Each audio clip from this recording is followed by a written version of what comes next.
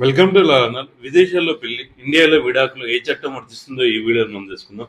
మీరు విదేశాల్లో పెళ్లి చేసుకున్నా, కానీ ఇప్పుడు ఇండియాలో విడాకులు కోరుకుంటున్నారా? అయితే ఇప్పుడు ఈ వీడియో మీకోసమే. ఈరోజు మనం స్పెషల్ మ్యారేజ్ యాక్ట్ 1954 మరియు ఫారిన్ మ్యారేజ్ యాక్ట్ 1969 గురించి వీడియోలో మనం తెలుసుకుందాం. ఈ చట్టం మీకు ఏ పరిస్థితుల్లో వర్తిస్తుందో కూడా పరిశీలిద్దాం.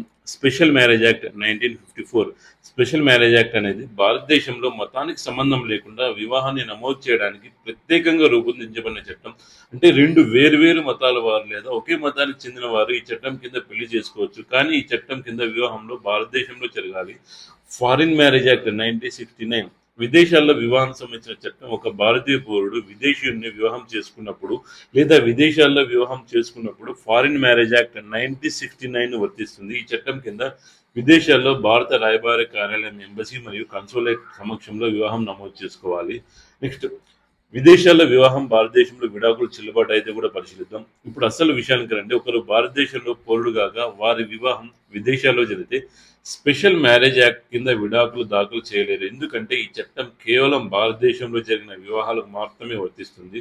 Next, Vipin PG ANR versus state of Kerala కేసులో కోర్టు స్పష్టంగా చెప్పింది, భారత పౌరుడు విదేశీయుని వివాహం చేసుకుంటే లేదా విదేశాల్లో వివాహం జరిగితే ఫారిన్ మ్యారేజ్ యాక్ట్ వర్తిస్తుంది.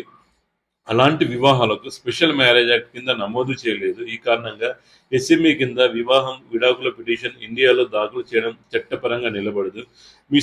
మీ సమస్యకు సరైన పరిష్కారం ఏమిటంటే, మీ పెళ్లి విదేశాల్లో జరిగి ఉంటే ఫారిన్ మ్యారేజ్ యాక్ట్ లేదా ఆ దేశపు చట్టాల ప్రకారం విడాకులు పొందడం అవసరం. మీ వివాహం జరిగిన దేశపు విడాకుల చట్టాలను పరిశీలించండి లేదా ఫారిన్ మ్యారేజ్ యాక్ట్ కింద భారతదేశంలో విడాకుల కోసం దరఖాస్తు చేసుకోండి.